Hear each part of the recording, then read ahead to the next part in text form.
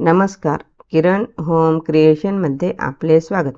आजच्या व्हिडिओमध्ये कृष्ण विष्णू प्रिय चक्रवात करू.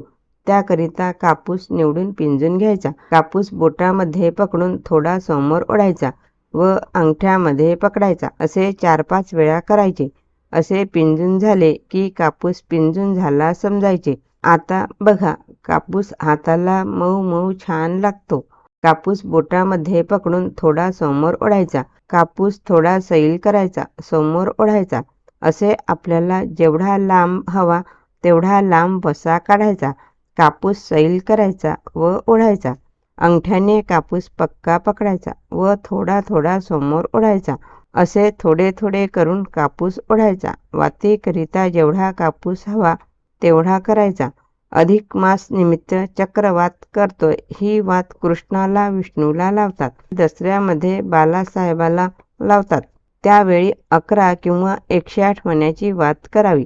आपल्याला किती मण्याची वात करायची त्यानुसार वसा काढायचा. एवढा वसा काढून घेतला. वसा डाव्या हातावर घ्यायचा व उजव्या हाताने अधर हाताने घासायची. शेवया करतो त्याप्रमाणे करायचे. प्रेस करून करायचे नाही. मध्ये जाड आला तर थोडा व्यवस्थित करून घ्यायचा. वसा एकसारखा करायचा. एवढे करून घ्यायचे. एकसारखे दिसण्याकरिता परत 1 वेळा वसा व्यवस्थित करायचा. कापूस अधर हाताने घासायचा व करायचे. एवढे करून घ्यायचे. मणी जेवढा जाड करायचा त्यानुसार वसा करायचा. हे पूर्ण एकसारखे झाले. कापसाचे वस्त्र करताना, चक्रवात करताना वसा नाजूक असतो, त्यामुळे अधर हाताने करायचे. आता चक्रवात तयार करू. अगोदर वातीला ज्योतीचा आकार द्यायचा. कापसाला थोडे दूध लावून पिळी द्यायची. थोडा कापूस लावून दूध लावायचे. पिळी द्यायची. वसाला पिळी पडली ती व्यवस्थित करून घ्यायची. इथून एवढे एकसारखे आहे, इथे जाड आहे तर व्यवस्थित करायचे. मणी करण्याकरिता, बांधण्याकरिता सुताचे छोटे छोटे काप करून घ्यायचे. साधारण 4-5 सेंटीमीटरचे करायचे. थोडा कापूस सोडायचा. इथे सूत आवरून पक्के बांधायचे. मण्याचा आकार छान येतो. हे बघा, अंदाजाने एवढे घेऊन करायचे. हे 1.5 सेंटीमीटरचे अंतर आहे. एवढे अंतर सोडून बांधायचे. पक्के घेऊन गाठ पाडायची. गाठ पडल्यानंतर सूत शिल्लक आहे ते कापून घ्यायचे. 3 मणी झाले, 6 मणी झाले, असे 33 मणी करायचे. एक सूत घ्यायचे व 1.5 सेंटीमीटरचे अंतर ठेवून सूत बांधायचे. वसा जाड घेतला तर मण्यामधील अंतर जास्ती ठेवावे. शिल्लक असलेले सूत कापून घ्यायचे.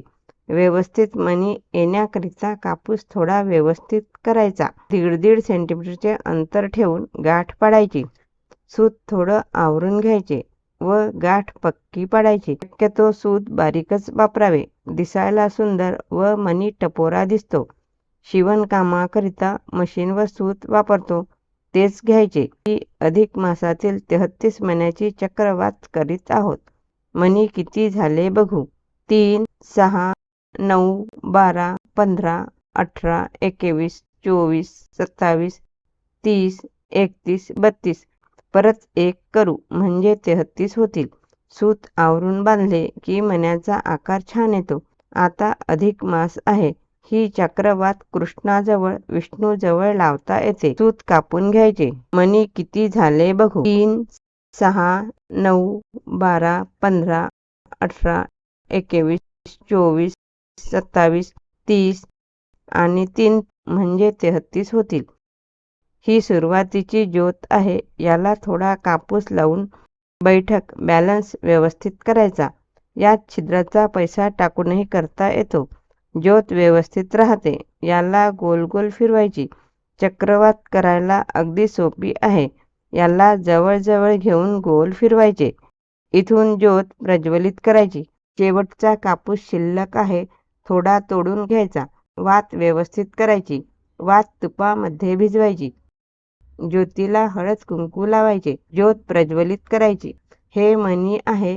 हे 1 मणी सोडून हळद व 1 मणी सोडून कुंकू लावता येते. ही वात एकादशी, बारस, पौर्णिमा किंवा अधिक महिन्यात केव्हाही लावता येते. 108 मण्याची वात दसऱ्याच्या नवरात्रामध्ये बालासाहेबाला लावता येते किंवा कार्तिक महिन्यात कृष्णाजवळ लावता येते. 33 महिन्याची वात केवळ अधिक महिन्यातच लावावी. ही आपली कृष्ण विष्णू प्रिय चक्रवात तयार झाली.